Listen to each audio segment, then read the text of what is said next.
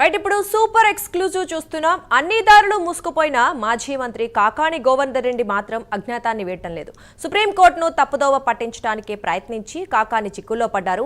Supreme court బెయిల్ను నిరాకరించిన కాకాని గోవర్ధన్ రెడ్డిని మాత్రం పోలీసులు అరెస్ట్ చేయలేకపోతున్నారు.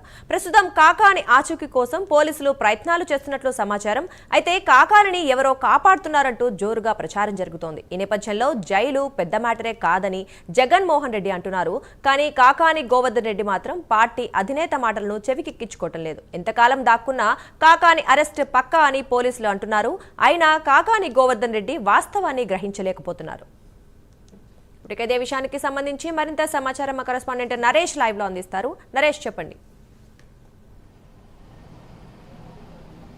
దుర్గా, మొత్తానికి కాకాని గోవర్ధన్ రెడ్డి అజ్ఞాతంలోనే ఉన్నారు. అయితే అజ్ఞాతంలో నుంచి ఎప్పుడు బయటికి వస్తారనేది ప్రస్తుతం ఇటు వైఎస్ఆర్సీపీ శ్రేణుల్లో కూడా ఒక ఆసక్తికరమైనటువంటి ఒక మెయిన్గా చూస్తున్నటువంటి పరిస్థితి కనపడతా ఉంది. ఎందుకంటే గత 2 నెలలుగా ఈ యొక్క మైనింగ్ సంబంధించినటువంటి కేసులో A4 నిందితుడిగా ఉన్నటువంటి మాజీ మంత్రి కాకాని గోవర్ధన్ రెడ్డి ఇటు పొదలకూరు పిఎస్లో ఆయన మీద FIR రెడీ అయిన ఆ తర్వాత నుంచి కూడా ఉగాది పండగకు హైదరాబాద్కి వెళ్ళినటువంటి కాకాని గోవర్ధన్ రెడ్డి దాదాపు 2 నెలలు గడుస్తున్నప్పటికి కూడా 3 సార్లు నోటీసులు పోలీసులు జారీ చేశారు. అయినప్పటికీ కూడా ఏ నోటీసును కూడా పోలీసులు ఇచ్చినటువంటి నోటీసులను కాకాని గోవర్ధన్ రెడ్డి తీసుకోలేదు.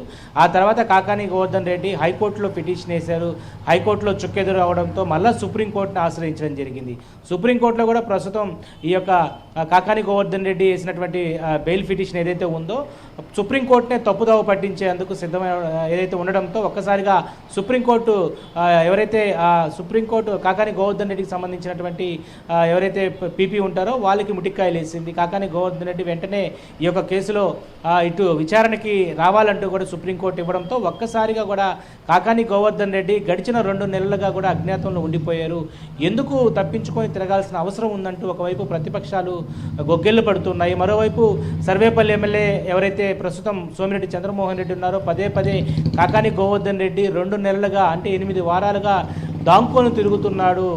ఆయన ఉన్నటువంటి స్థావరాలపై పోలీసులు ఎప్పటికెప్పుడు కూడా తెలుసుకో ప్రయత్నం చేస్తున్నప్పటికీ కూడా ఎవరో అతన్ని పూర్తి స్థాయిలో టీడీపీకి సంబంధించినటువంటి ఓ బడా నేత కనుసైగల్లోనే ఇదంతా జరుగుతుందంటూ కూడా ఒక పుకారు అయితే సోషల్ మీడియాలో చక్కర్లు అయితే కొడతా ఉంది. సోషల్ మీడియాకు సంబంధించినటువంటి వస్తున్న పుకారు ప్రధానంగా టీడీపీలోనే ఓ పెద్ద నాయకుడు అతనికి అండదండలు ఇస్తున్నట్టుగా తెలుస్తూ ఉంది. ఎందుకంటే ఇంత టెక్నాలజీ ఇంత అధునాతనమైన టెక్నాలజీలో ఉన్నటువంటి పోలీసులు ఒక కాకాని గోవర్ధన్ రెడ్డిని మాజీ మంత్రి కాకాని గోవర్ధన్ రెడ్డిని ఎందుకు పట్టుకోలేకపోతున్నారు?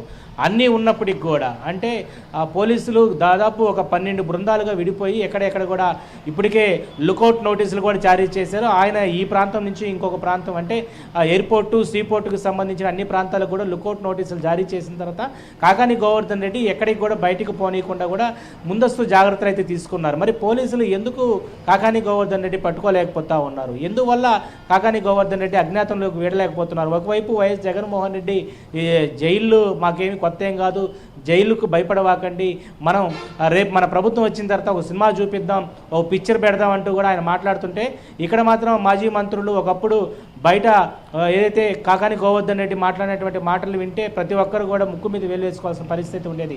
మేము అదరం బెదరం ప్రజాక్షేత్రంలో ఉండేవాళ్ళం, ప్రజా సంక్షేమం కోసం మేము ముందుకు వెళ్ళే వాళ్ళం, మాకేం జైలు కొత్త కాదు, అక్కడ మాకేమి ఇబ్బందులు ఏముండవు, ఏ టైంలో అరెస్ట్ చేస్తారో ఆ టైంలో అరెస్ట్ చేసుకోండి, మేము అన్నిటికీ సిద్ధంగా ఉన్నామంటూ కూడా ఆయన అనేక ప్రెస్ మీట్లో మాట్లాడారు. అయితే ప్రస్తుతం A4గా ఆయన్ని నిందితుడిగా FIRలో జతపరిచిన తర్వాత అప్పటి నుంచి ఎస్కేప్లో ఉన్నారు. ఎందుకు ఈ ఎస్కేప్లో ఉండాలని కారణం దాదాపు 250 కోట్ల రూపాయలకు సంబంధించినటువంటి అక్రమ మైనింగ్ కేసు వ్యవహారంలో 10 మందిపై కూడా కేసు నమోదు చేస్తే అందులో A4 నిందితుడికి ఉన్నటువంటి కాకాని గోవర్ధన్ రెడ్డికి ఎందుకు భయం? ఒకవైపు 250 కోట్ల రూపాయలు అక్రమంగా తరలి వెళ్ళిందంటూ కూడా ఇక్కడ ఉన్నటువంటి మైనింగ్ డీడీ బాలాజీ నాయక్ పొదలకూరు పోలీసులో ఫిర్యాదు చేస్తే ఆ రోజు నుంచి ఈ రోజు వరకు కాకాని గోవర్ధన్ రెడ్డి ఎందుకు విచారణకు రాలేదు? ఎందుకు విచారణకి రావాల్సిన అవసరం ఎందుకు లేదని వైఎస్ఆర్సీపీ శ్రేణులు పదే ప్రెస్ మీట్ నిర్వహిస్తూ ఉన్నారు. తప్పు చేయకపోతే విచారణకు వచ్చి దీంట్లో నా భాగం లేదు, నా ప్రమేయం లేదని చెప్పొచ్చు కదా అంటూ కూడా ప్రతిపక్షాలు మాత్రం ఎప్పటికెప్పుడు కూడా ఇటు కాకాని గోవర్ధన్ రెడ్డి అయ్యి ఉండొచ్చు, వైఎస్ఆర్సీపీ శ్రేణులు మాత్రం గొగ్గెలు పెడుతున్నటువంటి పరిస్థితి కనపడతా ఉంది, విమర్శిస్తున్నటువంటి పరిస్థితి కనపడతా ఉంది. ఏదేమైనా కూడా కాకాని అజ్ఞాతం వీడి ఇటు విచారణకు వచ్చి పోలీసులకు పూర్తి స్థాయిలో కూడా ఆయన గతంలో జరిగినటువంటి ఈ యొక్క మైనింగ్ మాఫియాలో ఆయన పాత్ర ఉందా లేదా అనే దాని మీద కూడా ఒక క్లారిటీ తీసుకుంటే దానికి ఒక పూర్తి స్థాయిలో కూడా ఇటు వైఎస్ఆర్సీపీ శ్రేణుల్లో కొంత ఇబ్బందికరమైనటువంటి వాతావరణం లేకపోయిన ఒక ఆందోళన అయితే ఉంటుంది.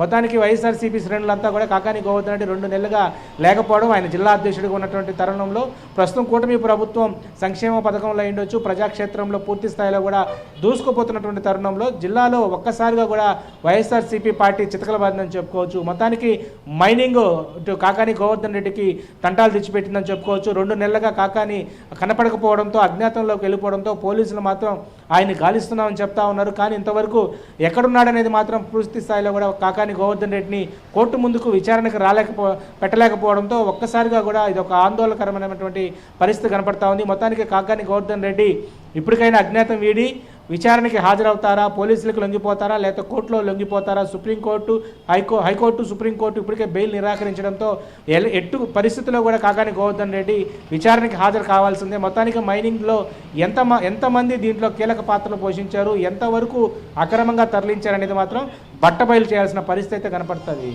రైట్. అయితే నరేష్, మనం చూస్తూనే ఉన్నాం ఇప్పుడే, అంటే పోలీసులు 2 నెలల నుంచి గాలిస్తున్న ఆయన దొరకట్లేదు. అలాగే టీడీపీకి సంబంధించిన ఒక నేత కాపాడుతున్నారంటూ విమర్శలు వస్తున్న నేపథ్యంలో మరి ప్రభుత్వానికి ఎక్కడ చెడ్డ పేరు వస్తుందో అని మరి ప్రభుత్వం ఏమైనా చర్యలు తీసుకుంటుందా దీనికి సంబంధించి?